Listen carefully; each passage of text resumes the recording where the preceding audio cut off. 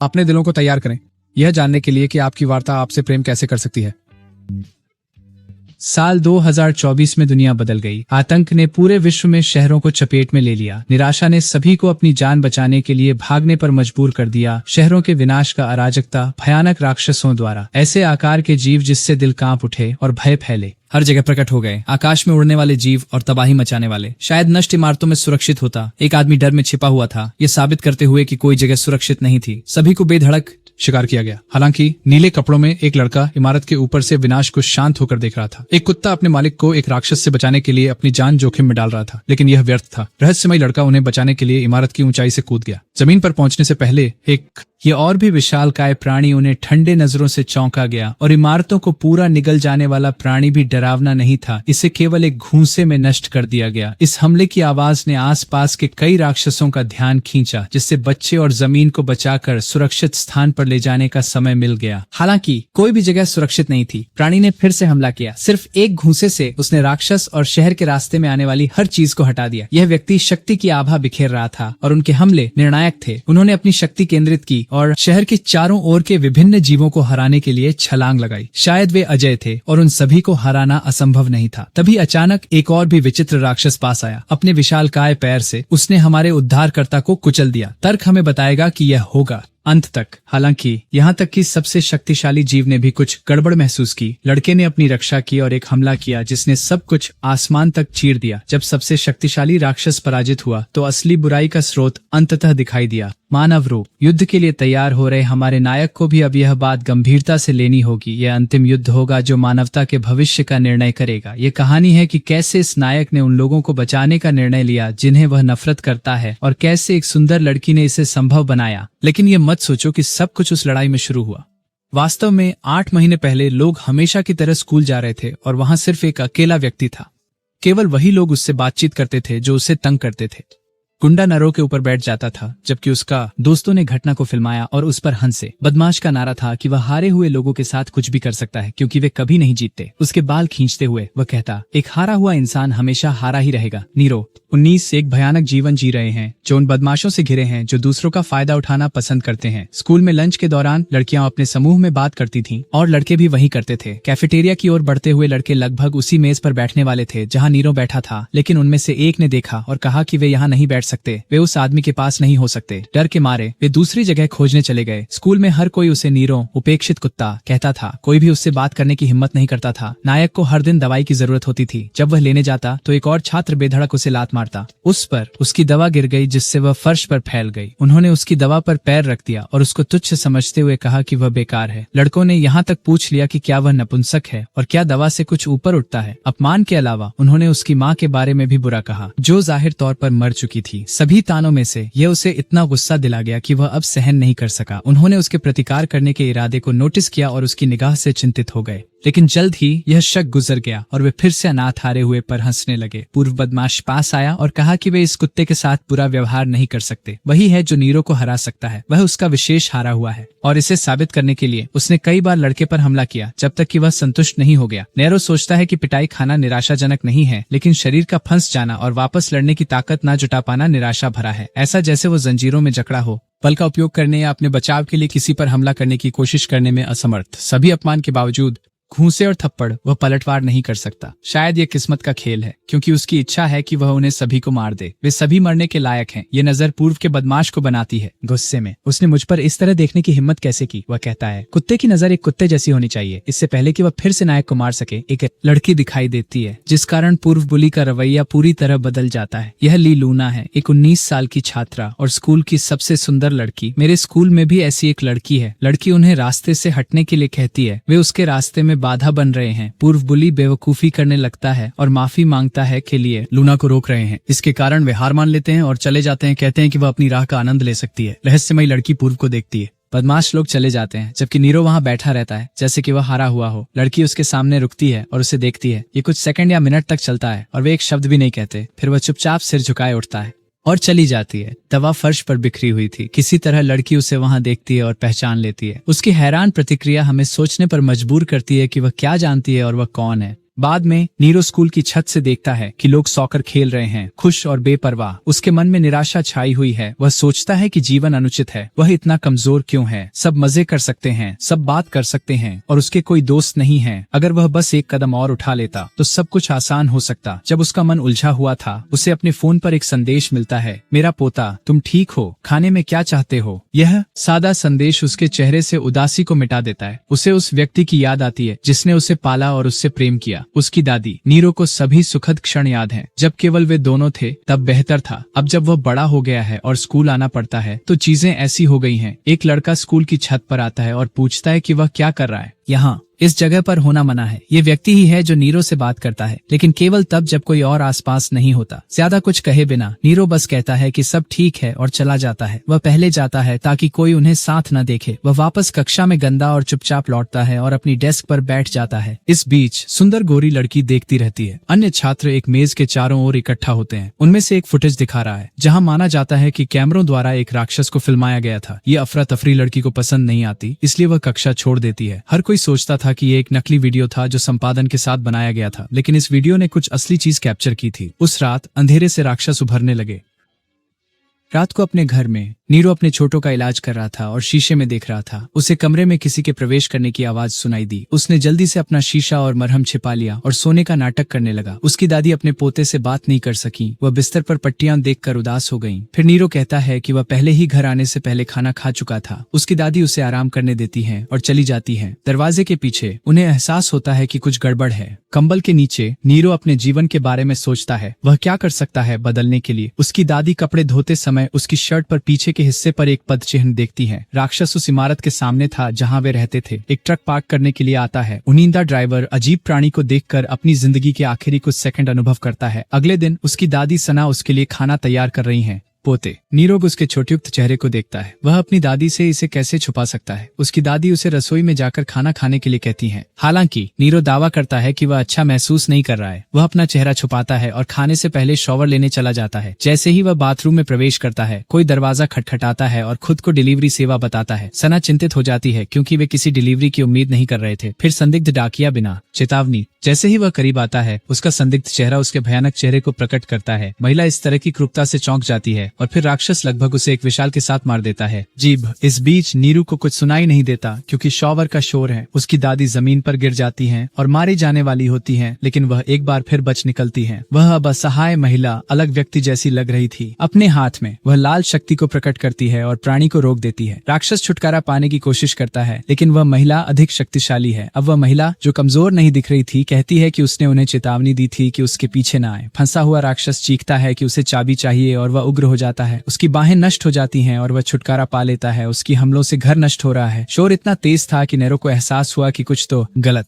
वह शॉवर बंद करता है और बाहर जो हो रहा है उसे बेहतर सुनने की कोशिश करता है। उसकी दादी ने राक्षस को उसकी गर्दन से जकड़ लिया जिससे वह कुछ भी करने से रोक रही है और अधिक शोर। महसूस हुआ कि अब कोई शोर नहीं है। वह फिर से नहाने चला जाता है। जब ऐसा होता है तो लड़ाई फिर से शुरू हो जाती है। राक्षस सना पर हमला करने की कोशिश करता है। वह अपनी रक्त तकनीकों का उपयोग कर प्रतिकार करती है। अधिक अजीब शोर के साथ नीरो फिर से शावर बंद करता है और अब दरवाजे से बाहर जाकर जांच करता है। राक्षस और उसकी दादी दरवाजे को नोटिस करते हैं। खुलने पर ये सस्पेंस की क्या सब कुछ पता चल जाएगा। टाल दिया गया क्योंकि उसकी आंखें साबुन से ढकी हुई हैं। वह देख नहीं सकता। उसकी दादी जवाब देती हैं कि यह तो टीवी का शोर है। आवाज तेज है क्योंकि दादी बूढ़ी हो रही हैं और ठीक से नहीं सुन पाती। फंसी हुई प्राणी नेरो को देखता है जिसकी आंखें ढकी हुई हैं। साना उसे चुप रखती है जब तक दरवाजा फिर से बंद नहीं हो जाता। जब यह होता है वह राक्षस की ओर अपनी क्रोध मोड़ती है। प्राणी कहता है कि भले ही वह भागती रहे, यह बेकार। फिर सना उस प्राणी का सिर नष्ट कर देती है। उसका शरीर धुएं की तरह गायब हो जाता है और ऐसा कोई निशान नहीं छोड़ता कि वह कभी वहां था। बाथरूम में नीरो अपने चेहरे पर चोट के निशानों को छिपाने की कोशिश करता है। वह नहीं चाहता कि उसकी दादी उसकी चिंता करें। जब वह नाश्ता करने जाता है तो उसकी दादी भी अपने चेहरे पर एक पैच छिपाती है। उस रहस्य को बचाने के लिए वह छिपाती है। इस तरह उनमें से कोई भी दूसरे की समस्या और रहस्य पर ध्यान नहीं देता। स्कूल में खेल क्लास के दौरान नीरो को याद आता है कि उसकी दादी की अभिव्यक्ति में कुछ गलत गलत लग रहा था। इस चिंता के अलावा लड़का इतना कमजोर है कि न तो वह खुद को बदमाशों से बचा सकता है और न ही क्लास के साथ बने रहना उसके लिए बहुत मुश्किल है। आज वह विशेष रूप से कमजोर था और गिर जाता है, जमीन पर गिर जाता है। कोच गिरे हुए छात्र को देखता है और मदद के लिए जाता है। जब वह पास आता है, नीरो को एक अजीब और काला दृश्य दिखाई देता है। नरक के अभिशापित प्राणी अराजकता और आग की जगह में एक अजीब आकृति पानी के भंवर में कूद जाती है और फिर वह जागता है। नीरो चिकित्सा कक्ष में था। उसके सिर में दर्द हो रहा था और पहले ही देर हो चुकी थी। उसने घंटों तक सोया था, जबकि उसने सोचा कि उसके पास एक अजीब सपने उसे अपने सेलफोन पर एक कॉल प्राप्त होता है। उसकी चिंतित दादी कहती हैं कि वे एक बार फिर से स्थानांतरित होने जा रहे हैं। वह जानती हैं कि उसे इतना स्थानांतरित होना पसंद नहीं है, लेकिन उन्हें फिर से ऐसा करना होगा। वजह यह है कि नीरो को बाहर कर दिया जाता है क्योंकि वह कभी भी किसी स्कूल में लंबे समय तक नहीं ठहर पाया। जब भी वह एक नए स्कूल में प्रवेश करता, उसकी कमजोरी उसे अनिवार्य रूप से चोट पहुंचाती और उसके सहपाठी थे इसके लिए दोषी। दूसरों को नाराज करते करते वह बाकी क्लास से अलग हो गया। बिना दोस्तों के नीरो हमेशा अकेला रहा है। इससे पहले कि वह इसे बदल पाता, उसे फिर से स्थानांतरित होना पड़ता और इस पूरी प्रक्रिया को दोहराना पड़ता। सालों बीत गए। अब वो एक किशोर है और कभी दोस्त बनाना नहीं सीखा। अब उसे फिर से स्थानांतरित होना पड़ेगा। उस रात उसने और उसकी दादी ने बात नहीं की। सना रात भर जागती रही, यह सुनिश्चित करने के लिए कि प्राणी वापस नहीं आए। वह अपने पोते के कमरे की निगरानी करती रही और सोचती रही कि वह उसे कितने समय तक सुरक्षित रख सकेगी। उनके घर पर फिर से हमला नहीं हुआ, लेकिन नरक की गहराइयों से और अधिक अथाह जीव प्रकट हुए। एक कार्यकर्ता जहां राक्षस निकले थे, वहां पास में अपना ट्रक चला रहा था। ऊपर देखते हुए उसने एक दानव देखा।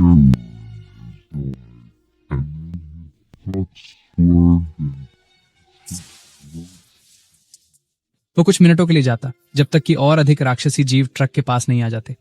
अगले सुबह इमारत का दरबान एक बिल्ली के बच्चे को खाना खिलाता है और एक ट्रक गैरेज में खड़ा है। अपनी तीव्र संवेदनाओं के साथ जानवर को ट्रक के बारे में कुछ अजीब लगता है और डर जाता है। जब यह भागता है तो ये उस व्यक्ति को घायल कर देता है जो इसे खिला रहा था। उसके पीछे क्या था इसके डर से? ये वह बिल्डिंग है जहां नीरो और उसकी दादी रहते हैं। संदिग्ध गतिविधि को बिल्डिंग के दरबान द्वारा देखा जाता है। ट्रक चालक पीछे का हिस्सा खोलता है। फिर हम देखते हैं कि नीरो अपने घर में नाश्ता कर रहा है। ये आखिरी दिन है जब वह स्कूल जाएगा। इससे पहले किया चल रहा है। सन्ना एक अजीब उपस्थिति को देखकर सोचती है कि यह कौन हो सकता है। वह उठती है और नरो से कहती है कि वह जल्दी स्कूल जाए क्योंकि उसे एक अपॉइंटमेंट है। सन्ना उसे अपार्टमेंट से बाहर कर देती है बिना यह समझे कि क्या हो रहा है। नरो 12 मंजिल नीचे जाने के लिए लिफ्ट लेता है। इमारत जब दरवाजे खुलते हैं तो डिलीवरी वाले उनके पास से गुजरते हैं। काला धुआं नीरो को एक अजीब और परिचित एहसास देता है। यह गंध किसी तरह उसे प्रभावित करती है, भले ही वह यह न समझ सके कि कैसे। दिलचस्पी से वह डिलीवरी मैन को आगे जाते हुए देखता है। लिफ्ट में दाखिल होने के बाद उसे यह अजीब लगता है। अब अपार्टमेंट के सामने 2101 डिलीवरी मैन घंटी बजाते हैं। दूसरी तरफ बूढ़ी औरत युद्ध के लिए तैयार है। नीचे नीरो डिलीवरी ट्रक के पास से गुजरता है। जिज्ञासा से वह ट्रक के अंदर देखता है कि एक साथ इतने सारे डिलीवरी मैन के लिए कितनी डिलीवरी हैं। उसके आश्चर्य के लिए ट्रक खाली है। यहाँ कोई डिलीवरी नहीं है तो इतने सारे डिलीवरी मैन ऊपरी मंजिल पर क्यों आए? अचानक इमारत के शीर्ष पर जोरदार शोर। ऊपरी मंजिल से एक व्यक्ति को फेंक दिया जाता है जो तेजी से एक पेड़ पर गिरता है। नीरो डर जाता है। क्या वह व्यक्ति ठीक है? कोई ऊपर से गिरा है। चिंतित वह लौटता है। लिफ्ट लेकर अपने घर जाने की कोशिश करता है। लिफ्ट काम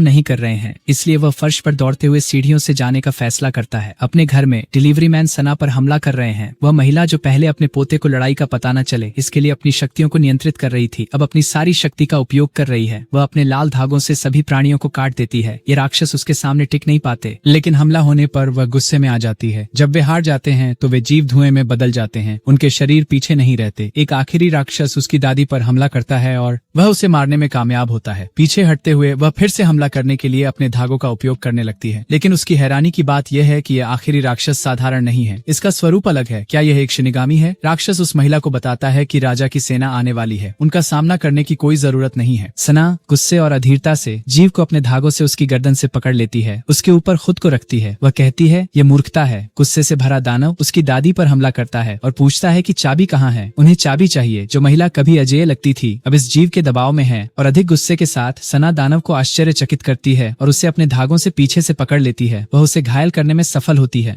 उस प्राणी से पूछता है कि वह राजा कौन है। जब नीरो आखिरकार इमारत की सबसे ऊपरी मंजिल तक पहुंच जाता है तो सीढ़ियां चढ़ने से उसकी सांस फूल जाती है। जब वह आखिरकार पहुंचता है उसके दरवाजे को खोलने की कोशिश करता है। उसकी दादी उसे रोकती है। वह उसे अंदर न जाने के लिए धक्का देती है। इस लापरवाही के पल ने राक्षस को मौका दे दिया कि वह अपना हाथ उसकी छाती में घोंप सके। दरवाजे के पीछे नैरो जोर देता है कि वह अंदर जाए। सांड पलटवार करती है और प्राणी का हाथ अलग कर देती है। इस स्थिति में राक्षस मानता है कि शायद चाबी दरवाजे के पीछे का बच्चा है, इसलिए वह उसे रोकना चाहती है। करीब आ रहा है। इस निष्कर्ष पर पहुंचते हुए सना और भी क्रोधित हो जाती है और अपनी शक्ति का प्रदर्शन करती है। जो राक्षस की शंकाओं की पुष्टि करता है वह उसके सिर को पकड़ती है और कहती है कि ज्यादा जानने वालों को मरना होगा। बाहर दरबान पेड़ों पर खून देखता है। अपार्टमेंट के दरवाजे पर एक राक्षस नेरो पर पीछे से हमला करता है। उसकी दादी ने अभी अभी प्राणियों को हराया है, लेकिन उसकी चोटें बहुत गंभीर हैं और चिंताजनक। अचानक एक और प्राणी उसके पोते नीरो को बंधक बनाकर घर में प्रवेश करता है। महिला चुप रहती है तो राक्षस पूछता है क्या ये बच्चा उसके लिए महत्वपूर्ण है। सना बस कहती है उसे छोड़ दो और कहती है कि वह उनके साथ जाएगी। राक्षस जानता है कि सना बूढ़ी महिला की बातों पर भरोसा नहीं कर सकती। नीरो की जिंदगी की धमकी देते हुए सना उसके सामने अपनी शक्तियों का प्रदर्शन करती है। पोते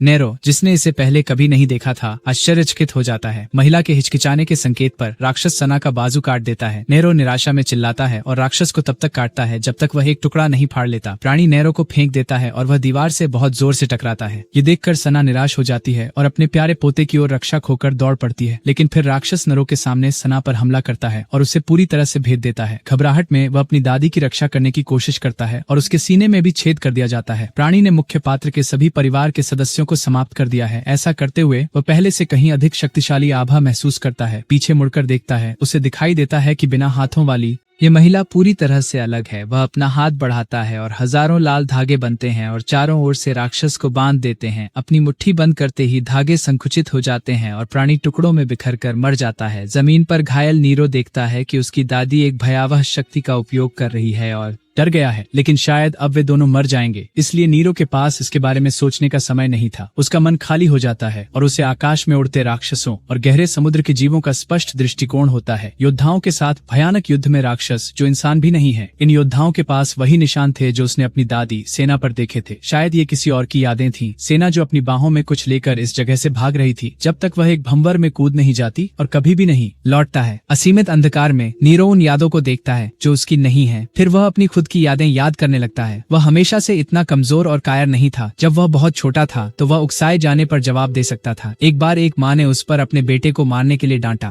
नीरो जानता था कि वह केवल तभी प्रतिक्रिया कर रहा था जब उसे गलत महसूस होता था। वे चले गए और इससे दुनिया में अकेला होने और उसकी रक्षा के लिए कोई न होने का एहसास हुआ। सेना अपनी गोद में अपने पोते के साथ घाव देखती है। उसकी पीठ पर लाल और आंसू भरी आंखों के साथ महिला अपने प्यारे पोते के लिए आखिरी बार कुछ करने का फैसला करती है। जैसे ही वह कुछ तैयार करती है, सेना कहती है कि विद्रोही अभी भी राज कर रहे हैं। धरती, ऐसा लगता है कि इस दुनिया का मार्ग एक बार फिर खुलने वाला है। अपनी शक्ति प्रकट करते हुए वह कहती है कि अब उसके पास कोई विकल्प नहीं है। वह उस हथियार को लौट आएगी जो उसने छोटे राजकुमार से लिया था और उसे अकेले युद्ध के मैदान में भेजेगी। अपने हाथ में एक लाल लौ प्रकट करते हुए वह इसे अपने पोते के नाजुक शरीर में लौटाती है। सेना फुसफुसाती है कि उसकी नियति है कि उसके पास यह शक्ति हो। जो जंजीरें उसे बांध रही थी वो टूट गई हैं और शक्ति उसके शरीर में भर जाती है। जब वह फिर से नेरो को छूने की कोशिश करता है तो उसका शरीर और सहन नहीं कर पाता। यह उसकी दुखद अंत है। अलविदा मेरे पोते, मैं तुमसे प्यार करती हूँ। कुछ समय बाद, शायद कुछ घंटे या दिन, हमें नहीं पता, नीरो जागता है और महसूस करता है कि उसकी दादी वहाँ नहीं है। अपने घर में अकेला और पिछले कुछ दिनों की कोई यादें नहीं होने के कारण वह पुलिस स्टेशन जाता है यह रिपोर्ट करने कि उसकी दादी गायब है। नीरो पुलिस स्टेशन कई बार लौटता है जानकारी जुटाने की कोशिश करने के लिए और पता लगाए कि उसकी दादी के साथ क्या हुआ। वह बिना किसी निशान के गायब हो गई। वह पुलिस को यह समझाने की कोशिश करता है कि वह लापता है और इसके लिए यह राक्षस जिम्मेदार है। उसे इस प्राणी ने अपहरण कर लिया था। पुलिस ये सोचना शुरू कर देती है कि यह लड़के की कोई मजाक है। उसे इतनी गंभीर बात का मजाक नहीं बनाना चाहिए। गंभीरता से न ले जाने के कारण गुस्से में वह हर दिन अपने घर लौट जाता है। वह सोने की कोशिश करता है लेकिन यादें उसे नहीं सोने देती। उस दिन के बुरे सपने जब भी वह सोने की कोशिश करता है उसके मन को परेशान करते हैं। तब से फिर नीरो अब और सो नहीं सकता और उसे यह भी नहीं पता कि यह सपना था या वास्तविकता। हफ्ते बीत चुके थे। वह समाचार जानने के लिए पुलिस के पास जाने का अभ्यस्त हो गया था। कुछ समय बाद उसे स्कूल लौटने का आदेश दिया गया। प्रिंसिपल के ऑफिस से बाहर निकलते हुए एक सहपाठी उसे इतने लंबे समय बाद देखकर हैरान होता है और पूछता है कि क्या वह ठीक है। उस समय उसे एक अजीब एहसास होता है लेकिन वह नहीं जानता कि वह क्या है। बाद में शारीरिक शिक्षा की कक्षा में वह सबसे कमजोर था लेकिन सभी के आश्चर्य के लिए वह सभी से तेज था। ऐसा था मानो वह कोई और हो। अब दूसरों की उसकी बराबरी नहीं हो पाती थी। उसे ऐसा लग रहा था कि कोई उसे देख रहा है और उसे समझ में नहीं आ रहा था कि यह कहां से आ रहा है। यहाँ तक कि बाद में स्कूल में भी उसे वही अनुभूति होती है, कोई देख रहा है। ये जानने की कोशिश में कि वह कौन था, वह मिलता है लीलूना, स्कूल की सबसे सुंदर लड़की। वह पूछती है कि क्या उसे कुछ चाहिए। संदेहास्पद रूप से नीरो कहता है नहीं और फिर वे साथ में रास्ते में चलते हैं। जिज्ञासु लूना से उन दवाओं के बारे में पूछती है जो वे हमेशा कक्षाओं के बाद लेते थे। वह उन्हें लेते नहीं देखती। उनको नरो जवाब देता है कि वह अब बेहतर महसूस कर रहा है, इसलिए वह अब उन्हें नहीं ले रहा है। वास्तव में सोचने पर नरो ने दवा नहीं ली है जब से उसकी दादी गायब हो गई। यह उसे एक विचार देता है और फिर वह पागलपन में खिड़की से बाहर कूद जाता है और कहता है कि उसे कुछ जरूरी करना है। थोड़ी देर बाद लूना सीढ़ियों पर उस बदमाश छात्र को पाती है जो उसे बहुत पसंद करता है। वह बेवकूफ गंजा छात्र जब वह लड़की को देखता है अपना हाव भाव बदल लेता है। वह मित्रवत होने की कोशिश करता है लेकिन वह पूरी तरह से नजरअंदाज। हॉल में चलते हुए वह कहती है कि यह अच्छी बात है। रात में नीरो सड़क पर खड़ा स्कूल में हुए घटनाओं के बारे में सोच रहा है। उसका शरीर अलग है, वह ज्यादा ताकतवर हो गया है। सड़क के उस पार वह लूना को उसके पार्ट टाइम काम पर देखता है। उसे नहीं पता था कि वह यहाँ काम करती है और यह उसके घर के पास है। वह सोचता है कि क्या उसे जाकर हेलो कहना चाहिए। हालांकि उसके पीछे एक बूढ़ी औरत थी जो बेचने के लिए गत्ते इकट्ठे कर रही थी। बीइंग दयालुता से नीरो मदद करने का प्रस्ताव देता है। उसने सोचा कि वह बुजुर्ग महिला उसकी दादी की तरह लग रही थी। महिला को लंबे समय तक घूरने के कारण उसे शर्मिंदगी महसूस हुई। नजरें हटाकर वह मदद पूरी करता है और चला जाता है। उसी समय उसके क्लास के लड़के उस दुकान में जाते हैं जहाँ लूना काम करती है। लगता है कि लड़की को इन लोगों से पसंद नहीं है। वे कहते हैं कि वे ड्रिंक्स और सिगरेट खरीदने आए हैं, इसलिए वह उनसे पहचान पत्र दिखाने को कहती है। लड़कों को लगता था कि जान पहचान होने की वजह से वह उन्हें जाने देगी, इसलिए गुस्से में वह कहता है कि अगर वह मना करती है तो वह उसे बाद में पीटेगा। उसका दोस्त फिर चेतावनी देता है कि स्कूल का गुंडा उसे पसंद करता है और अगर उसने कुछ किया तो वह मरेगा। उन्हें बाहर निकाल दिया गया और उन्हें वह नहीं मिला जो वे चाहते थे। जबकि गोरा गुस्सा हो गया। उसके दोस्त ने उसका ध्यान खींचा और एक बेघर महिला की ओर इशारा किया। लड़के महिला के पास जाते हैं और उसे अपने लिए पेय और सिगरेट खरीदने के लिए पैसे देने की पेशकश करते हैं। महिला भले ही वह गरीब हो मना कर देती है और कहती है कि लड़कों को धूम्रपान और शराब नहीं पीनी चाहिए। वे गुस्सा हो जाते हैं और कहते हैं कि महिला गरीब है इसलिए उसे पैसे ले लेने चाहिए। नरो जो पास में था ने देखा कि वे क्या कर रहे थे और वह गुस्सा हो गया क्योंकि वे महिला के साथ दुर्व्यवहार कर रहे थे। वह महिला को उनसे दूर ले जाता है और उसे जाने के लिए कहता है। ऐसा करने के बाद लड़के उसके पास जाकर पूछते हैं कि क्यों वह बीच में आ रहा है, क्या यह महिला उसकी दादी है। नीरो ये समझते हुए कि उन्होंने उस गत्ते के साथ क्या किया जो महिला ने इतनी मेहनत से इकट्ठा किया था, गुस्से में आ गया और लड़कों को यह देखकर मजा आता है कि कमजोर उन पर गुस्सा हो रहा है। वे नीरो को एक गली में ले जाते हैं और कहते हैं कि वे उसे सबक सिखाने वाले हैं। वे उसे जमीन पर गिरा देते हैं और जब उनमें से एक नीरो को लात मारता है तो दूसरा देखता है कि कोई आ तो नहीं रहा है। नीरो की पिटाई हुई और उसके अंदर कुछ टूट गया। हर एक वार से कुछ बदल रहा था। लड़के ने उसके सिर पर लात मारी और कुछ गलत महसूस किया। नीरो ने उसका पैर पकड़ लिया और इतनी जोर से दबाया कि वह टूट गया। दूसरा बदमाश चीखें सुनकर दौड़ता हुआ आया और पूछा कि वह क्या कर रहा है, तुम मेरे दोस्त को क्यों चोट पहुंचा रहे हो। नीरो को अपने आप का और जो उसने किया उसका होश नहीं था। उसने ऐसा पहले कभी नहीं किया था। ये समझ नहीं पा रहा कि क्या हो रहा है। वह भाग गया सोचता हुआ उसके साथ क्या गलत है। अपने घर के पास पार्क में उसे याद आने लगता है उस रात वह जानलेवा रूप से घायल था और नहीं मरा और अब ये शक्ति का अलग एहसास मानो वह अजेय हो। अगले दिन नीरो स्कूल वापस गया। कल के लड़के उसकी कक्षा के हैं। लाल बालों वाला लड़का यह समझने की कोशिश करता है कि पिछली रात क्या हुआ। धमकाने वाला नीरो के पास जाकर स्पष्टीकरण मांगने का फैसला करता है। चिढ़कर वह पूछता है कि यह हारा हुआ लड़का उसे अनदेखा क्यों कर रहा है। उसका दोस्त चोट खा गया है और यह उसकी गलती है। अन्य छात्रों को यह बहस अजीब लगती है। धमकाने वाला जिसकी अनदेखी की जा रही है पूछता है कि क्या वह मरना चाहता है। हालांकि उनमें से एक लड़का अनुमति मांगता है और कहता है कि नीरो कठिन समय से गुजर रहा है, उसकी दादी लापता है, तो क्या वह उसे अकेला छोड़ सकता है। गुस्से में भरा गुंडा मेज पर मारता है और पूछता है कि वह खुद को क्या समझता है जो उससे कुछ पूछ रहा है। उस क्षण नीरो क्रोधित हो जाता है और उसकी नजर ठंडी हो जाती है। इस नजर से बदमाश को लगता है कि उसकी आत्मा ठंड से जम जाएगी। ये आंखें पीकी ब्लाइंडर्स से हैं। डर हावी हो जाता है और उसके पैर नहीं हिलते। लगता है कि नीरो उसे सिर्फ देखकर मार डालेगा। वह हिम्मत जुटाता है और डर में छोड़ देता है। उसका दोस्त सोचता है कि नीरो पहले जैसा नहीं है। वह ऐसा नहीं लगता है जैसे वही व्यक्ति उसमें गुंडों का सामना करने का साहस था। रात के समय कोई अपने कुत्ते के साथ सड़क पर चल रहा था। जब जानवर ने किसी को दौड़ते हुए देखा तो उसने हमला करने की कोशिश की, लेकिन यह इच्छा मुरझा जाती है और उसे डर लगने लगता है। काफी दौड़ने के बाद नीरो एक परित्यक्त इमारत पर पहुंचता है। वह कुछ चीजों का परीक्षण करने के इरादे से इमारत में प्रवेश करता है जो उसे संदेह है। ऊपरी मंजिल पर जाना बेहतर होगा। वहाँ कई धातु की बीम फैली हुई है। वह अपनी हुड उतारता है चांदनी का फायदा उठाते हुए जो उस पर चमक रही है। अपने पास एक बीम को देखकर उसके मन में इस धातु बीम को हिलाने की योजना बनती है जो सामान्यतः असंभव होता। अपनी पूरी ताकत लगाकर वह इसे नहीं हिला सका। वह आशा कर रहा था कि कुछ भी न हो और उसके साथ कुछ गलत न हो। हालांकि स्टील की छड़ में डेंट पड़ गया था। फिर वह और ज्यादा ताकत से दोबारा कोशिश करता है। उसकी गर्दन पर निशान दिखाई देते हैं। फिर ज्यादा जोर लगाने पर वह पट्टी उठ गई। अब उसकी शक्ति जाग चुकी थी। वह पट्टी को अपने सिर के ऊपर रखता है और सिर्फ एक हाथ से उसे पकड़ लेता है। उसकी आंखें चमक रही थीं। वह समझ नहीं पा रहा था कि क्या हो रहा है। अगले दिन स्कूल में घायल पैर वाला छात्र कक्षा में गया। उसके सहपाठियों ने पूछा, क्या उसका लूट हुआ था।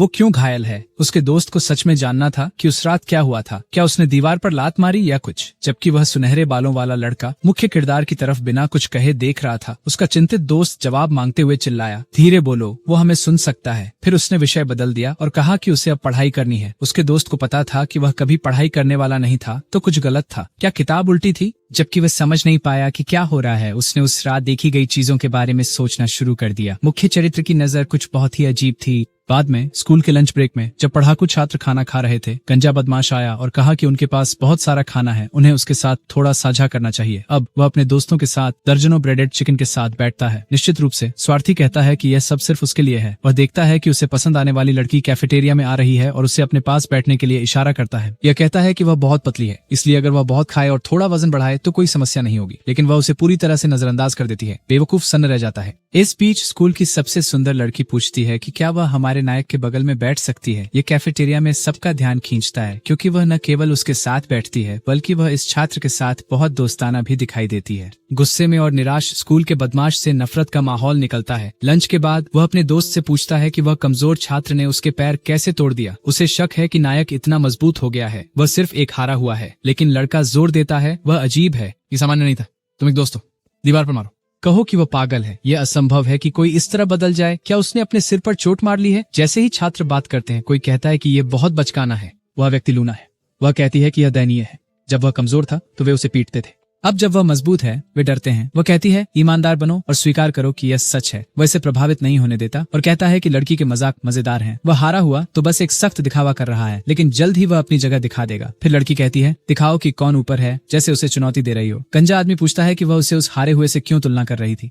फिर वह पास आती है और कहती है, सच्चाई बताओ, मान लो कि तुम डरते हो और यह ठीक है। वह समझती है। इस तरह चुनौती मिलने के बाद वह मुस्कुराता है और कहता है कि उस हारे हुए ने सभी के सिर का भला कर दिया। वह उसे सबक सिखाएगा, एक थेरेपी जो उसे उसकी जगह पर रख देगी। उसी दिन बाद में लूना ने नायक को संदेश भेजा कि उसे स्कूल के बाद पिछले गेट पर आना चाहिए। अगर वह ऐसा नहीं करता तो वे लोग उसे तंग करना जारी रखेंगे। ये संदेश उसे मिला और वह अन्य छात्रों को सूचित किया कि लड़ाई होगी। कई अपने फोन पर थे, इस पल के लिए उत्सुक, उम्मीद कर रहे थे कि यह हारा हुआ व्यक्ति अंततः उस व्यक्ति को हराएगा जो सभी को परेशान करता है। पहले की तरह नहीं, इस बार हमारा नायक नर्वस नहीं था, बस इसे बेहुदा समझ रहा था। शाम 6 बजे वह स्थान पर पहुंचा। वह लड़का जो वहां था खिंचाई करते हुए कहता है, यह हारा हुआ आज सबक सीखेगा। उनके आसपास लोग बहस कर रहे थे कि कौन जीतेगा, लेकिन सभी को लगता था कि यह हारा हुआ नहीं जीत सकता। गंजा छात्र कहता है कि वह बोर हो गया था, उसे थोड़ी बोरियत मिटाने में खुशी हो रही है। फिर वह नैरो को कहता है कि बोरिंग मत बनो, लंबे समय तक टिके रहो जब तक मैं तुम्हें तोड़ नहीं देता। नैरो ने केवल ठंडी नजर बनाए रखी, कुछ नहीं कहा, लेकिन उसकी मुट्ठियां उसके इरादे को दर्शा रही थीं। चारों ओर के लोग पूछ रहे थे, लड़ाई कब शुरू होगी, ये मजेदार होने वाला है। चारों ओर के उत्सुक लोग गुंडे का हौसला बढ़ा रहे थे। वह दूसरों को दिखावा करने का आदी है, इसलिए ज्यादा शेखी बघारने के लिए उसने कहा, किसी इतने दयनीय के साथ लड़ना अनुचित है। घमंडी गंजा कहता है कि वह चीजों को निष्पक्ष बनाने के लिए यह करेगा। हारने वाला उसे पहले एक बार मार सकता है, यह सीधे चेहरे पर हो सकता है। वो स्थिर खड़ा रहेगा। ये सभी के लिए एक तमाशा बन गया। केवल एक व्यक्ति नायक के बारे में चिंतित था और दूसरा व्यक्ति उसके गंजे दोस्त के लिए चिंतित था, क्योंकि वे जानते थे कि वह राक्षस सामान्य नहीं था। अहंकारी तरीके से धौंस जमाने वाला अब कहता है कि उसे मारा जाए। वह इंतजार कर रहा है। ये इतना तेज था कि जब तक मुक्का पहुंचता हवा ने उसके चेहरे को पहले ही मोड़ दिया था। प्रभाव के बाद दांत टूट गए और वह पीछे की ओर उड़ गया। परिणाम देखकर हर कोई हैरान था। जिसके पैर टूटे थे उसने केवल वही पुष्टि की जो वह पहले से सोचता था। वह बदमाश एक ही झटके में हार गया, लेकिन इतना ही नहीं, वह सबके ऊपर से उड़ता हुआ जमीन पर गिरा। शायद वह मरा हुआ था। गुस्से में नायक कहता है, उठो। वह उसको शर्ट से पकड़कर कहता है, अब उठो बेवकूफ, हमने तो अभी शुरू भी नहीं किया है। जो कुछ वे देख रहे थे उससे सभी डर और दहशत में थे। यह पूरी तरह से उनकी उम्मीदों के विपरीत था। उसकी नजरें तीव्र थीं। अब उसके मुट्ठे उन लोगों के खून से सने हुए थे जो इसके लायक थे। जमीन पर पड़ा गुंडा मदद के लिए गिड़गिड़ा रहा था। फिर नायक उससे कहता है कि डर मत, वह उसे नहीं मारेगा, बस एक सबक सिखाएगा। वह इतना ठंडा और हिसाबी था कि उसकी सांस से उस आदमी का चेहरा जम गया। क्या तुम्हें ठंड लग रही है? मुझे ठंड लग रही है। जब यह सब हो रहा था हमारी सबसे खूबसूरत छात्रा स्कूल की छत से देख रही थी। वह केवल कहती है कि यह अपेक्षित था। परिणाम ठीक वैसा ही था जैसा उसने योजना बनाई थी। उस रात कुछ अजीब हो रहा था। एक जीव एक घर में घुसने की कोशिश कर रहा था। इस बीच हमारा नायक घर लौट आया, लेकिन अपने एकमात्र दोस्त से आश्चर्यचकित हुआ, जो उसे चेतावनी देता है कि वह अपना बैग स्कूल में भूल गया है। वह यह भी पूछता है कि क्या नायक ठीक है और कहता है कि वह इतने कम समय में बहुत बदल गया है। उन कुछ शब्दों ने नीरो को घर जाने पर मजबूर कर दिया, यह सोचते हुए कि क्या वह वास्तव में बदल गया है। वह आज के अपने के बारे में सोचता है और भले ही उसे हिंसक होना पसंद नहीं था, पर उसे इसका पछतावा भी नहीं है। अपार्टमेंट के अंदर जीव किसी चीज की तलाश कर रहा था। फिर दरवाजा खुलता देख वह चौंक गया। जब नीरो ने लाइट ऑन की तो उसने कुछ अलग नहीं देखा, लेकिन दानव छत में छिपा हुआ था, सही समय का इंतजार कर रहा था। जब वह ध्यान हटाए हुए लग रहा था तो जीव ने हमला किया। नायक ने वास्तव में उस जीव को देखा।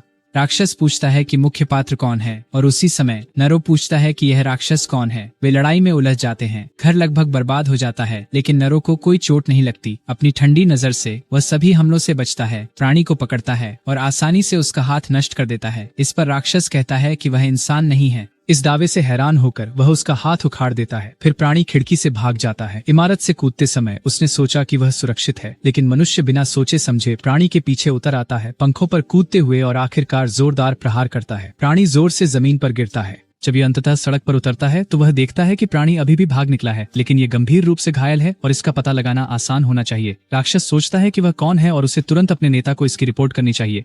इस तरह का मनुष्य नहीं होना चाहिए। जैसे ही वह भागा, वह फिर से ठंडे आंखों वाले मनुष्य से चौंक गया। दोनों, दानव और हम, डरे हुए हैं। प्राणी के वार बेकार हैं। नरो अब पूरी तरह से अलग है। शांतिपूर्वक वह जीव को भागते हुए देखता है, फिर एक छतरी उठाता है। अपनी नई मिली ताकत के साथ वह तैयारी करता है और वस्तु को फेंकता है। जीव को घायल कर देता है, जिसे कुछ इतनी तेजी से आते हुए महसूस करने का मौका भी नहीं मिला। टक्कर इतनी शक्तिशाली थी कि राक्षस दीवार से चिपक गया। फिर नीरो पास आता है और छतरी पकड़ते हुए पूछता है, यह यहाँ क्यों था? वह कौन है? वह क्या चाहता था?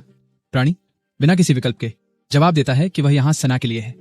सिनारो को वह दिन याद आता है जब उसकी दादी पर हमला हुआ था, और उसे याद नहीं कि वह कैसे गायब हो गई। जीव कहता है कि पिछले महीने उस महिला के पीछे भेजे गए लड़ाकों में से कोई भी वापस रिपोर्ट करने या लौटने नहीं आया। फिर नारो पूछता है, क्यों उसकी दादी? जीव जवाब देता है कि वे उसकी दादी के पीछे नहीं हैं, बल्कि गार्ड्स के पूर्व जनरल के पीछे हैं। तो जीव पूछता है कि क्या सना उस लड़के की दादी है? ये सुनकर कि उन्होंने उसकी दादी पर हमला किया, वह अभी भी नहीं जानता कि वे ऐसा क्यों कर रहे हैं। प्राणी चिल्लाता है कि वे कुंजी की खोज कर रहे हैं। उसके पास कुंजी है, इसलिए खाम ने उसे लेने भेजा है। एक ठंडे और अघृणित दृष्टिकोण से वह पूछता है कि वे अन्य राक्षस कहाँ हैं जिन्होंने उसकी दादी पर हमला किया था। प्राणी दूसरी ओर से जवाब देता है और पूछता है कि उसे नहीं पता होना चाहिए क्योंकि वह भी एक राक्षस है। इस दावे पर नीरो कहता है कि यह बकवास है। वह राक्षस कैसे हो सकता है, एक राक्षस? फिर राक्षस गुस्से में चिल्लाता है और कहता है, खुद को देखो, तुम कैसे कह सकते हो कि तुम राक्षस नहीं हो?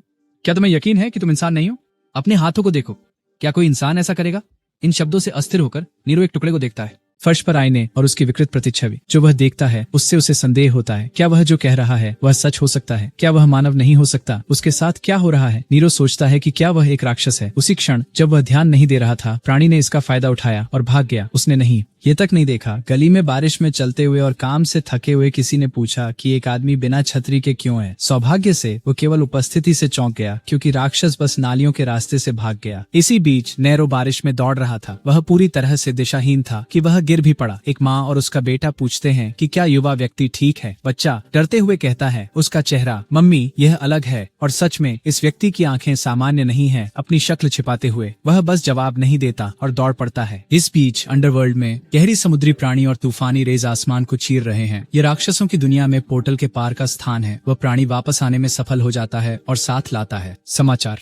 पहला स्काउट जानकारी लेकर लौट रहा है। एक राक्षसी हिरण उसे बताता है कि उसने जो खोजा है उसकी जानकारी नेता को दें।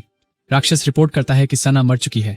मानवों में उसका कोई निशान नहीं है। दुनिया, लेकिन उसने एक लड़के को पाया। उस आदमी के पास उस गद्दार की विशेषताएं थीं। उन्होंने सवाल किया कि वह उस युवक को क्यों नहीं लाया। शर्मिंदा राक्षस जवाब देता है कि यह असंभव था। शक्ति का अंतर बहुत बड़ा था। क्या वह मात्र एक मानव द्वारा पराजित हो जाता? लेकिन राक्षस जोर देता है कि वह नहीं था। इन शब्दों को सुनकर सामने वाला व्यक्ति रुचि दिखाता है। ये दानव जनरल चुन है। वह पास आता है और पूछता है कि क्या वह जानकारी सही है जो उसने विवरण दिया गया है। राक्षस इस बात पर जोर देता है कि वह अपने जनरल से कभी झूठ बोलने की हिम्मत नहीं करेगा। ऐसा लगा जैसे उसका शरीर उस लड़के की सांस से जल उठा हो। यह सुनकर जनरल बस उस दानव को खत्म कर देता है। उसकी लाल और ठंडी आंखों में कोई दया नहीं दिखती, जो एक वफादार सेवक को खत्म कर देती है जो वापस लौट आया था। गलत खबर। इससे उसके सबसे वफादार गार्ड भी डर जाते हैं। राक्षस राजा कहता है कि ऐसा दोबारा कभी मत कहना। किसी की सांस इतनी ठंडी कि आग की तरह जलाती है, ये बकवास है। अंत में जो सिंहासन पर बैठा है वह उठता है और यह व्यक्ति संदेशवाहक के शब्दों पर विचार करता है। ठंडा आग और गायब हुए सूरज की निशानियां। फिर वह कहते हैं कि पहले राजा का वंशज जीवित है। समय की शुरुआत से मनुष्य और राक्षस लगातार युद्ध में रहे हैं। एबिसल्स मध्यकाल से ही मनुष्य से लड़ रहे हैं। दोनों दुनियाओं के बीच रास्ते का प्रसार एक निश्चित समय पर बढ़ा और अनगिनत पीड़ित खून से रंग गए। अचानक युद्ध के बाद मानव दुनिया की ओर जाने वाले सभी मार्ग बंद हो गए।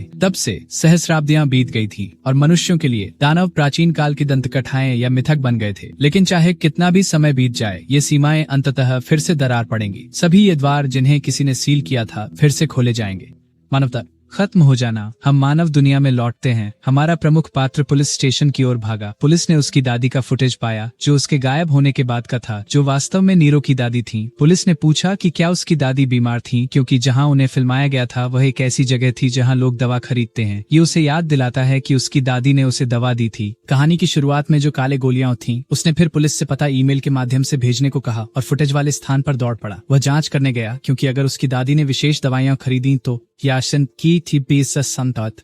शायद उस व्यक्ति को अधिक जानकारी थी। बहुत खोजबीन के बाद उसने इसे ढूंढ लिया। यही वह स्थान था जहां उसकी दादी ने वे काली गोलियां खरीदी थीं। तुम कौन हो? वह केवल अपनी दादी का नाम बताता है और इन शब्दों को सुनते ही आदमी उसे यहाँ इंतजार करने के लिए कहता है। कुछ सेकंड इंतजार करने के बाद नायक को एहसास होता है कि आदमी भाग गया है, इसलिए उसने उसका पीछा करने का फैसला किया। किसी कारणवश आदमी ने अपनी दुकान छोड़ दी, इसलिए नीरो ने उसका पीछा किया। वाहनों, दीवारों के बीच आदमी छोटे राक्षस नीरो से तेज नहीं हो सका, इसलिए उसने हमला करने का फैसला किया। लेकिन ये सुनकर कि यह उसकी दादी थी, आदमी रुक गया। संदेह में उसने पूछा, लड़के ने क्या कहा? उसने दोहराया कि सना मेरी दादी थी और उन्होंने यह उसके लिए खरीदा था। आश्चर्यचकित होकर अब आदमी ने बात करने का फैसला किया। यह दवा कई दुष्प्रभावों के साथ आती है। इसका उद्देश्य राक्षसी शक्तियों को प्रकट होने से रोकना है। वह समझाता है कि जो राक्षस यहाँ अंडरवर्ल्ड से भागे हैं, उनकी शक्तियां कमजोर होती हैं। वे मनुष्यों के बीच खुद को छुपाने के लिए यह दवा लेते हैं। इससे नायक को आश्चर्य होता है कि अगर उसकी दादी यह कर रही थी तो क्या वह भी राक्षस था? तो क्या वह सच में इंसान नहीं हो सकता? इसी बीच व्यापारी ने सोचा कि क्या यह वही बच्चा था जिसे सना ने मानव और राक्षस के बीच आए दरार से लाया था। दुनिया। नायक उनसे अपनी दादी की कहानी के बारे में बताने का कहता है। आदमी बताता है कि सना दानव साम्राज्य की सबसे महान योद्धा थी और इसलिए वह शाही गार्ड की जनरल थी और महारानी की सेवा करती थी। एक दिन स्वर्ग की इच्छा के खिलाफ एक घटना घटी। राजा के छोटे भाई कुम ने एक सेना बनाई और महल पर हमला कर दिया और वह भयानक दिनों की शुरुआत थी।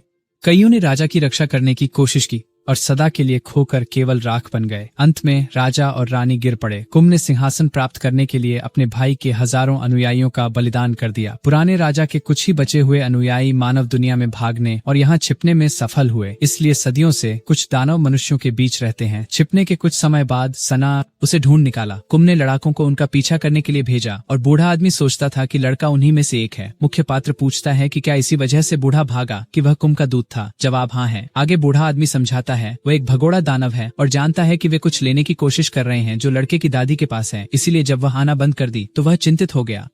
वह नहीं जानता था कि क्या हुआ था। तो बूढ़ा आदमी पूछता है क्या उसके साथ कुछ हुआ? इससे नीरो को दुख होता है क्योंकि उसे बताना पड़ता है कि उसकी प्यारी दादी की मृत्यु हो गई। फिर वह चेतावनी देता है कि वे लोग हार नहीं मानेंगे। वे उनके जैसे लोगों का शिकार करने के लिए लोगों को भेजते रहेंगे, खासकर नायक को। ये शब्द नीरो को गुस्सा, क्योंकि आखिरकार ये सब उसके बारे में था। बाद में एक इमारत के शीर्ष पर वह खुद से सवाल करता है, एक मानव के रूप में अपने अस्तित्व पर।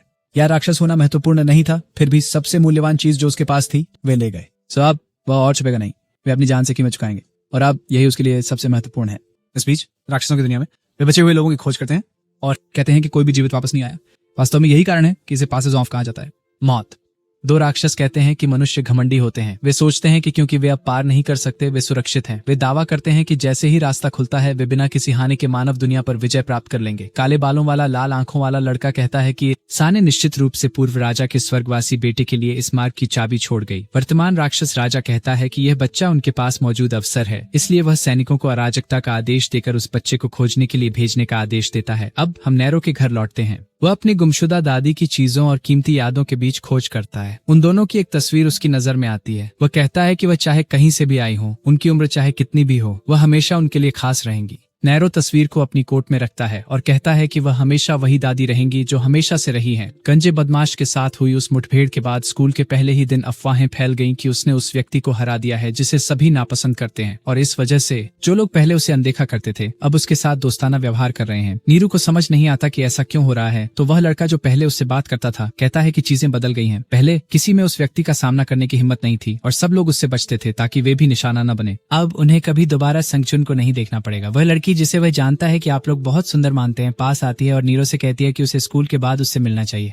हमारा नायक पूछता है कि उसे ऐसा क्यों करना चाहिए, हालांकि उसका दोस्त उसे मिलने के लिए कहने पर मजबूर करता है। वह उसे बधाई भी देता है। अब नीरो एक सामान्य छात्र है, उसकी सामान्य जिंदगी है और शायद उसे एक गर्लफ्रेंड मिल जाएगी। इस बीच हम कहीं और गुस्सैल गंजे बदमाश को दूसरों पर गुस्सा निकालते हुए देखते हैं। वे आश्चर्य करते हैं कि हर कोई इतना गपशप क्यों कर रहा है। उन्होंने यह खबर फैलाने की हिम्मत कैसे की कि उसकी पिटाई हुई थी। टूटी हुई टांग वाला लड़का पूछता है कि क्या वे प्रोटैगनिस्ट के साथ भी वही करने जा रहे हैं, एक काले रूप से। वह पूछता है कि क्या उनके खिलाफ कुछ है। उसके दोस्त जवाब देते हैं नहीं। फिर बदसूरत गंजा लड़का कहता है कि जो कुत्ता लोगों को काटता है उसे मार देना चाहिए। उनकी योजना थी कि वे नैरो के इकलौते दोस्त को घेरें और कहें कि वे नैरो से माफी मांगने के लिए मिलना चाहते हैं। लड़का इनकार करता है और फिर उसे थप्पड़ मारा जाता है। चिल्लाते हुए भयानक गंजा पूछता है कि क्या वह अपने कहे हुए पर निश्चित है। उसे आज्ञा का पालन करने के लिए पेट में कुछ और तर्क देता है। अंत में आखिरी तर्क उसके हाथ में था।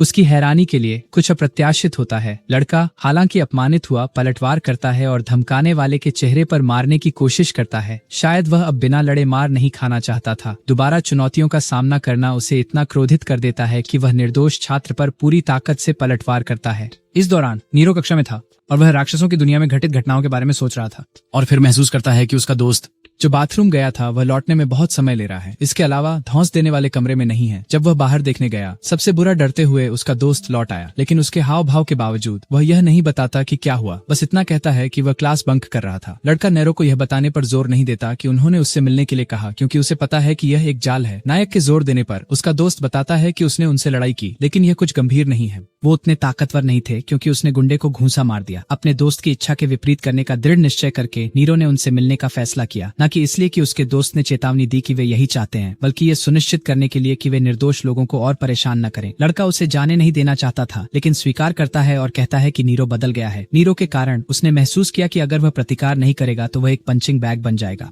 तो इसी कारणवश वह भी मजबूत बनना चाहता है ताकि उसे पंचिंग बैग न बनना पड़े। हालांकि उसका दोस्त मुस्कुराते हुए कह रहा है कि उसने पलटकर लड़ा, लेकिन नीरो जानता है कि जो कोई भी इस स्थिति से गुजरता है वह खुश नहीं हो सकता। ये भयानक है। उस सुंदर लड़की को याद है, लूना? उसने कहा था कि वो उससे कक्षा के बाद बात करना चाहती है, लेकिन अब वह उससे बताता है कि उसके पास कुछ अधिक महत्वपूर्ण काम है और वह फिर से बदमाशों से मिलने जाता है। लड़की किसी तरह स्थिति को समझ जाती है। उसी समय कुछ अजीब होता है। स्कूल के सामने हुड पहने हुए कुछ लोग होते हैं। छात्र यह नहीं समझ पाते कि ये लोग कौन हैं और वे स्कूल में क्या कर रहे हैं। गुंडों ने नीरो को एक सुनसान जगह पर ले गए। उन्होंने कहा कि अगर वह कायर नहीं है तो उसे बिना डर के जाना चाहिए। अंदर नीरो बात करने के लिए तैयार था, लेकिन उसे पीछे से हमला किया गया। इस बीच स्कूल में नकाबपोश लोग कुछ खोज रहे थे। वे सूंघते रहे, अपने लक्ष्य का पीछा करते रहे। छात्रों को उस खतरे का बिल्कुल अंदाजा नहीं था जिसमें वे थे। स्कूल के परित्यक्त शेड में वापस लौटकर वे अचानक हमले को चूक गए। नीरो ने बचाव किया और पलटकर लड़ने लगे और छात्रों को आसानी से पराजित किया। उसने लोहे की एक छड़ को इतनी जोर से मारा कि वह छत में फंस गई। नैरो ने सिर्फ एक ही वार में बाकी सबको बाहर कर दिया। भले ही वे डरे हुए थे, वे हमला करते रहे और सभी हार गए। गंजा आदमी डरा हुआ नहीं समझ पाया कि क्या हो रहा था। वह विफलता फिर से कैसे सिर्फ एक वार में सभी को हरा सकती है। नैरो ने फिर ठंडी नजरों से उसकी तरफ देखा और उसे पास आने के लिए बुलाया। अब हम जानते हैं कि वह एक पूरा कायर है। गंजा आदमी सोचता है कि वह एक बोतल का उपयोग करके हमला करना, धमकी दी कि अब वह यहाँ जीवित नहीं जाएगा। नायक नहीं डरा था। हालांकि ये लड़ाई बाधित हो गई क्योंकि स्कूल में कुछ हो रहा था। राक्षस प्रकट हो गए और छात्रों पर हमला करने लगे। अबीसी जीव अपने शिकार की तलाश में और उसकी गंध का पीछा करते हुए सामने की हर चीज पर हमला कर रहे थे, जिसमें उसका दोस्त भी शामिल था। दोनों ने घबराए हुए छात्रों की चीखें सुनी और नैरो ने परिसर में राक्षसों की उपस्थिति भी महसूस की। दूसरों की चिंता करते हुए उसने अपने दुश्मन की तरफ से मुंह मोड़ लिया। फिर बिना दया के उसने पीछे से हमला किया। इस कायरतापूर्ण तरीके से भी नैरो ने समय पर महसूस किया और दरवाजा बंद कर दिया। हमले को रोकते हुए नायक ने बस कहा, अगर वे मरना नहीं चाहते तो सभी वहां अंदर रहें क्योंकि कुछ खतरनाक हो रहा है। नैरो ने उसे आदेश दिया, अब चुप रहो। गुस्से में बेवकूफ गंजा आदमी उसे अपमानों का बदला लेने के लिए मारने की ठान चुका था। जब शिक्षकों ने शोर सुना और पूछा कि छात्र इतना शोर क्यों कर रहे थे, उन्होंने अपने सामने छात्रों को हमेशा के लिए चुप होते देखा।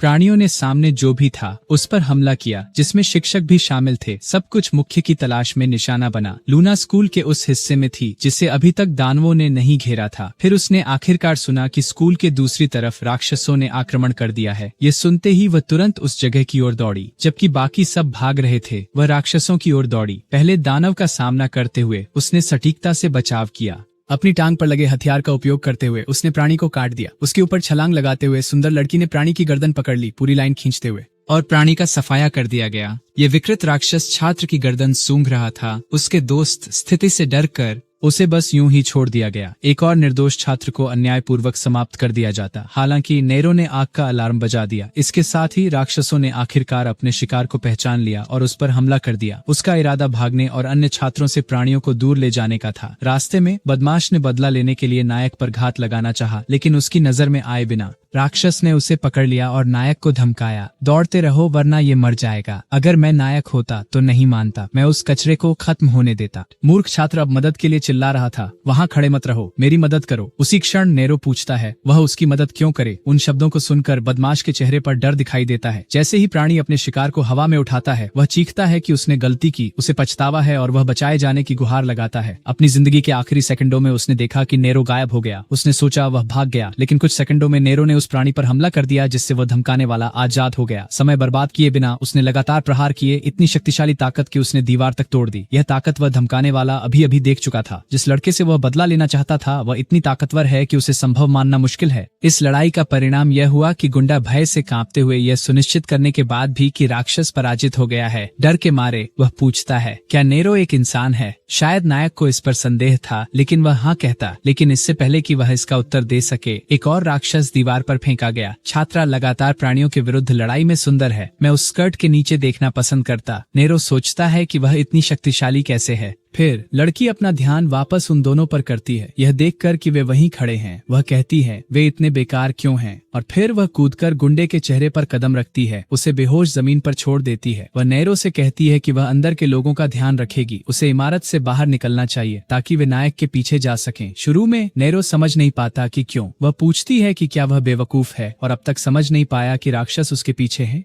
इसलिए अगर वह यहाँ से जाता है तो वे उसका पीछा करेंगे। उस समय नायक के पास लड़की से कई प्रश्न पूछने थे, लेकिन दर्जनों राक्षस गलियारे में दिखाई देते हैं और वह चिल्लाती है कि वह जल्दी करे, स्कूल के जिम की ओर भागे। स्थिति को सुलझाने के इरादे से वह खिड़की से कूद जाता है और जिम की ओर दौड़ता है। वहां पहुंचने पर वह पीछे मुड़कर देखता है और पूछता है कि उनमें से कोई भी उसका पीछा क्यों नहीं कर रहा है। उसके आश्चर्य के लिए वे खिड़की से बाहर कूद गया। एक साथ इतने सारे हमले करते हुए वह ज्यादा कुछ नहीं कर पाता, बस अपने चेहरे पर गिर रही घिनौनी लार से खुद को बचाने की कोशिश करता है, जब तक कि लड़की का तार राक्षसों को पकड़ दीवार पर फेंक नहीं देता और उन्हें समाप्त कर देता है। नेरो पूछता है कि वह कौन है और इन राक्षसों के खिलाफ इतनी अच्छी तरह से कैसे लड़ सकती है। लूना जवाब देती है कि उन सवालों का इंतजार करना होगा, उनके पास करने के लिए अधिक जरूरी चीजें हैं, क्योंकि राक्षसों ने बड़ी संख्या में उस स्थान पर आक्रमण करना शुरू कर दिया है। अब वहाँ दर्जनों और दर्जनों जीव हैं। दोनों पूरी तरह से असुविधाजनक स्थिति में घिर जाते हैं। राक्षस मिलना शुरू कर देते हैं, एक विशालकाय प्राणी में बदलते हुए, आंखों से भरा हुआ। यह अजीब रूपांतरण उन्हें छिपने का समय देता है। जब प्राणी कुछ समय के लिए विचलित होता है, स्कंड्स, नेरो सोचता है कि वे कैसे उस बड़ी चीज का सामना करते हैं। लूना फिर कहती है कि उसके पास एक विचार है और उसे इसके बारे में बताती है। ठीक उसी के बाद राक्षस को एहसास होता है कि लड़की उसे बुला रही है, चिल्ला रही है कि वह भद्दा और शोरगुल वाला है। उस विशाल हाथ से हमला करने की राक्षस की पहल घातक है। उसका इरादा था कि वह सुंदर लड़की को पकड़कर केवल एक हाथ से कुचल दे। फिर वह बचती है और उस विशाल पर्दे को राक्षस पर गिरा देती है, जिससे वह अंधा हो जाता है। ऊपर देखते हुए वह कहती है कि अब उसकी बारी है। नेरो छत से लटकते हुए छत की लोहे की संरचना से कुछ और निकालकर राक्षस पर गिरता है, उस विशाल चादर का इस्तेमाल कर हमला करता है। इस बीच स्कूल के अंदर सभी छात्र खत्म हो चुके थे। एक अलग राक्षस जो अंधेरे आभा के साथ था ने अपनी बाह में एक छात्र को पकड़ा हुआ था। खिड़की से झांकते हुए उसने अंदर कुछ अजीब देखा।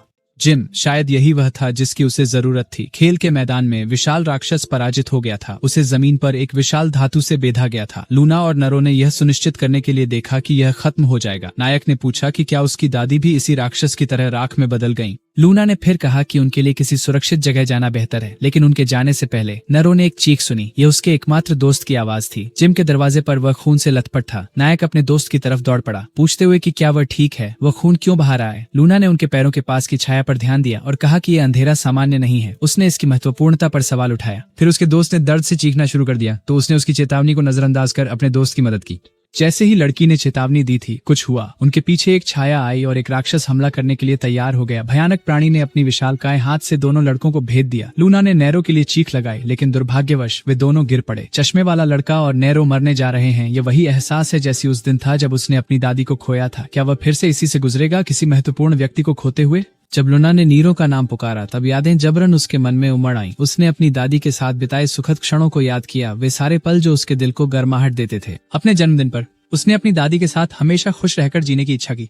उसकी खुशहाल यादें अब डरावना हो गया। उनकी दादी अब इस दुनिया में नहीं है, उनकी खुशी चली गई है। वह एक बार फिर से उनके हाथ को छूने की कोशिश करता है और वह राख में बदल जाती हैं। यादों में जाने से पहले वह नीरो से कहती हैं कि दूसरे दुनिया के द्वारों की रक्षा करें। ये यादें और गुस्सा उनके अंदर एक छुपी हुई शक्ति को जगाते हैं जिसकी उन्हें जानकारी नहीं थी कैसे उपयोग करने के लिए। उसके शरीर के चारों ओर से नीली लपटें निकलने लगती हैं, जिससे राक्षस चिंतित होता है और लूना डर जाती है। लड़की और राक्षस दोनों को यकीन है कि नीरो पहले जैसा नहीं है। केवल एक कदम से वह अपने चारों ओर की हर चीज को जमा देता है। उसकी बर्फीली सांस सबसे बुरे राक्षसों की आत्माओं को भी जमा देने में सक्षम है। उसके सामने के जीव को जमा देने के बाद वह उसे टुकड़ों में तोड़ देता है और इस तरह उसे समाप्त कर देता है। ये करने के बाद वह बेहोश हो जाता है। काफी देर बाद वह एक अज्ञात स्थान पर जागता है। किसी ने उसके घावों का इलाज किया और यह बिस्तर अच्छा महकता है। क्या लड़की उसे अपने बिस्तर पर ले आई? जैसे ही वह कमरे से बाहर निकलता है और शानदार घर के अंदर चलता है, उसे खिड़कियों पर तीखे स्टील की सलाखें दिखाई देती हैं। पहले दरवाजे से गुजरने के बाद वह सभी प्रकार के संभव हथियारों के साथ एक पूरी शस्त्रागार पाता है। ये घर सामान्य नहीं हो सकता। क्या ये हथियार अतिशयोक्तिपूर्ण है? जब उसे किसी की आने की आहट मिलती है तो वह छिपकर एक कुल्हाड़ी पकड़ता है हमला करने के लिए। नैरो हमले के लिए तैयार करता है और एक पल के लिए वह कुछ भी खत्म करने के लिए तैयार था। हालांकि वह प्राणी एक सुंदर लड़की थी। क्या वह उसे खत्म करेगा?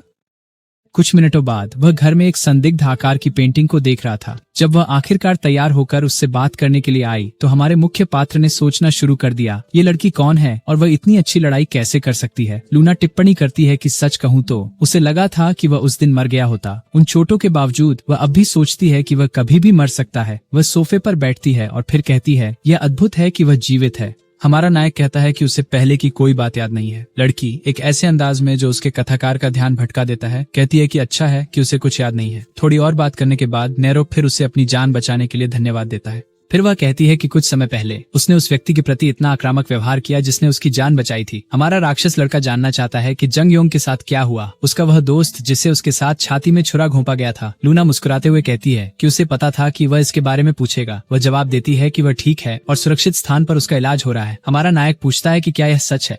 लड़की हाँ कहती है और फिर नीरो उसके सामने रोने लगता है बिना परवाह किए कि कैसा दिखेगा। वह कहता है कि यह सुनकर सच में राहत मिली। लड़की को लगता है कि वह इस तरह की भावना को नहीं समझती क्योंकि वह रो रहा है। फिर नैरो अपनी भाव भंगिमा बदलता है और पूछता है, लूना वास्तव में कौन है? मैं डर गया था। मुझे यकीन है तुम भी डर गए होंगे। वे कुछ सेकंड तक एक दूसरे को घूरते हैं और कुछ नहीं कहते और एक असहज चुप्पी के बाद वह उठती है और कहती है कि उसे भूख लगी है और खाने से पहले दौड़ कैसे रहेगी। नैरो के पास कोई जवाब नहीं था। फिर लड़की कहती है कि यह उसकी गलती है। ये इसलिए है क्योंकि वह पिछली रात से नहीं खा पाई। ये उठती है और जाने की तैयारी करती है। लड़की चिल्लाती है, वह ऐसा क्यों कर रहा है? वह कहाँ जा रहा है? फिर नीरो कहता है कि वह किसी ऐसे व्यक्ति के घर में नहीं रह सकता जिसे वह जानता भी नहीं है। फिर लूना हस्तक्षेप करती है। वह कहती है कि वह एक संवेदनशील स्थिति में है। वह यहाँ से नहीं जा सकता क्योंकि उसे यह भी नहीं पता कि वह कल तक जीवित रहेगा या नहीं। वह तभी इस घर से जाएगा जब वह उसे पार कर सके। फिर नैरो परेशान हो जाता है और लड़की के चेहरे पर लगभग चोट कर देता है। मारने की कोशिश करते हुए उसकी छाती की चोट फिर से खुल जाती है। अपनी कठोर नजर के साथ वह कहती है कि यही वह बात कर रही थी।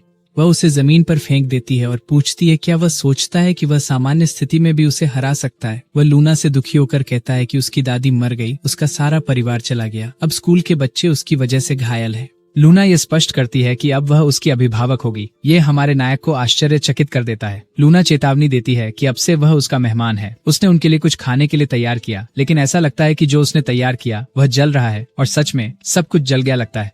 तो क्या वह खाने वाला है?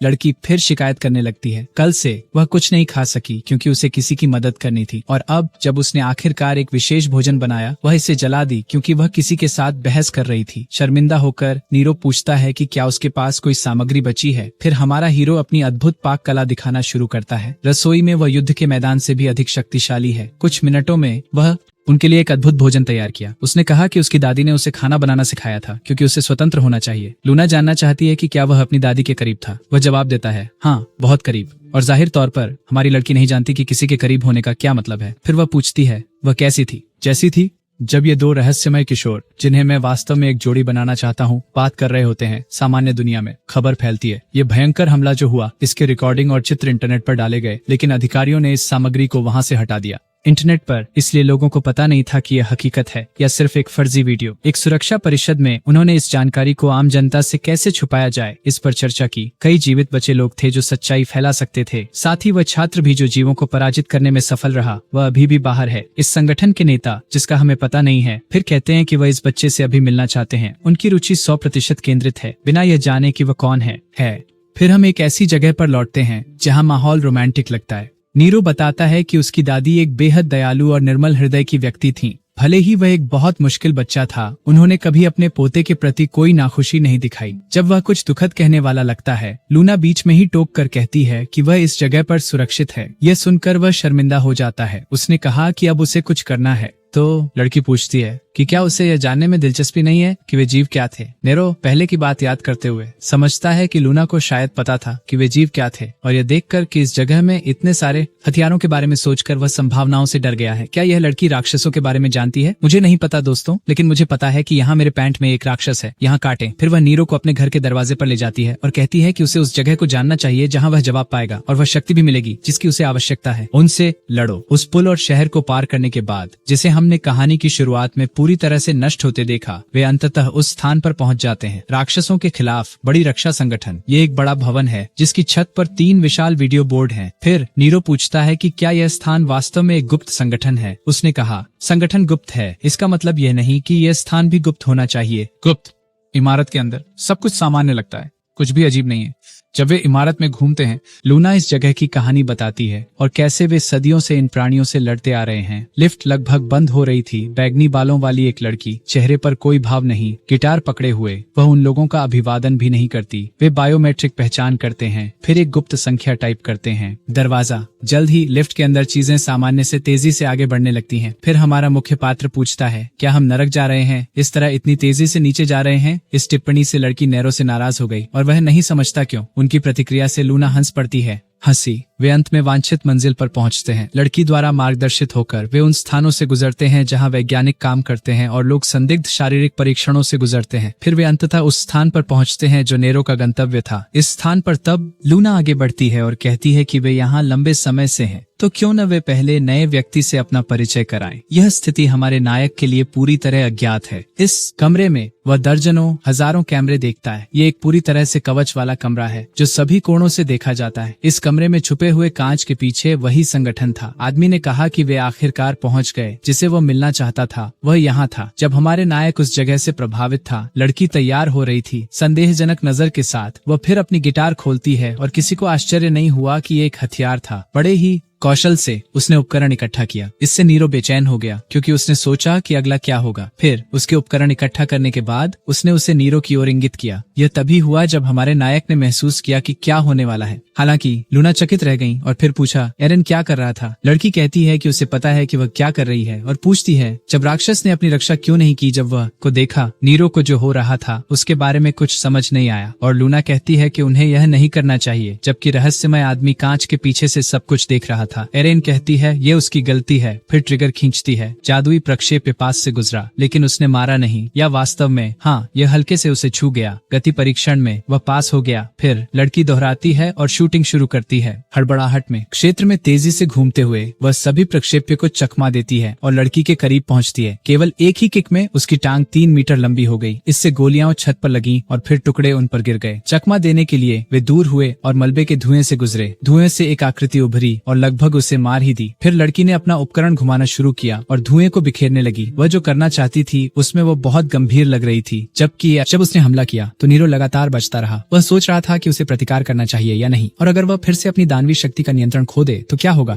क्या लोग उसे अन्य राक्षसों की तरह खत्म करने आएंगे? स्थान के नेता ने लड़ाई को करीब से देखा और कहा, वह अद्भुत है, उसकी रक्षा उल्लेखनीय है।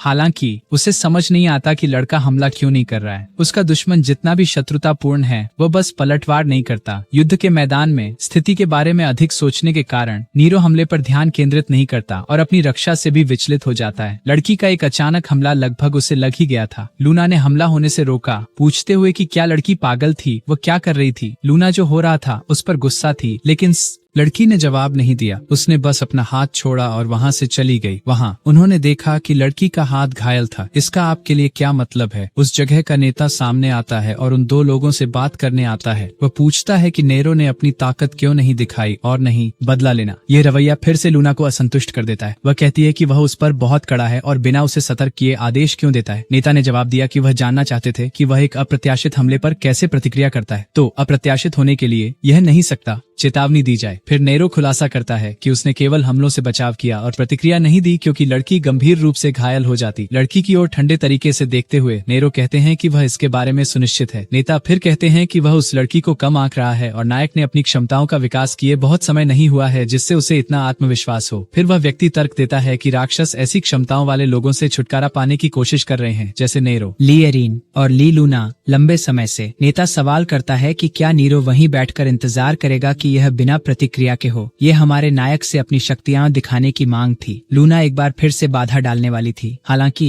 नेता ने समझाया कि वह सभी सहायता प्रदान करेगा जो नेरो को मजबूत होने और राक्षसों से बचने के लिए चाहिए, लेकिन इसके लिए उसे अपनी कीमत उसके सामने साबित करनी होगी। जब वे बात कर रहे थे, एक महिला पैनल में दिखाई दी और कहा कि उसे एक मामले के बारे में कप्तान से बात करनी है जिसे वे संभाल रहे थे। इससे पहले फिर वह कहता है कि वे ये बातचीत बाद में जारी रख सकते हैं। आज के लिए बस इतना ही। जाने से पहले नेरो पूछता है कि क्या सभी राक्षसों को मरना होगा। इस सवाल ने नेता को उससे उलझन में थी क्योंकि उस आदमी के लिए उसके लिए कोई जगह नहीं है। राक्षसों के साथ सहयोग करना कोई विकल्प नहीं है। उसके बाद नेरो लूना के साथ था और उसने देखा कि वह लड़की अब अधिक उदास दिखती है। जब वे चल रहे थे तो वे M1 की एक लड़ाकू एजेंट लिएरिन से मिले। फिर नेरो लूना की तुलना उस लड़की से करता है। कहते हैं कि वे एक जैसे हैं। हमारी प्यारी सुनहरे बालों वाली गुलाबी आंखों वाली लड़की कहती है, नहीं, वह लड़की मासूम और हानि रहित लगती है। लेकिन कुछ ही सेकंड में वह उसके खिलाफ कुल्हाड़ी और जंजीरें इस्तेमाल कर रही थी। लूना कहती है कि वह ऐसी नहीं है। हमारे नायक को शक होता है कि उनमें भी अंतर नहीं है। उसे याद आता है कि लूना के घर में दर्जनों और दर्जनों हथियारों की। इस तर्क का हमारे प्यारे सुनहरे बालों वाले भी खंडन नहीं कर सकते थे, इसलिए वह इसे अनदेखा करती हैं और कहती हैं, वह लड़की वहाँ, वह डरावनी है। केवल उसे।